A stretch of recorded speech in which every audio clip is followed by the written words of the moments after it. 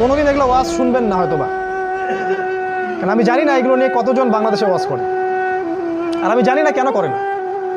আফসোস, সুদ ওই সময় ছিল, এই সময় আছে। ছোট করে নিয়ে আসছি আমি লেকচারটাকে। ওই সময় নারীর অবমাননা ছিল, এ সময় নাই।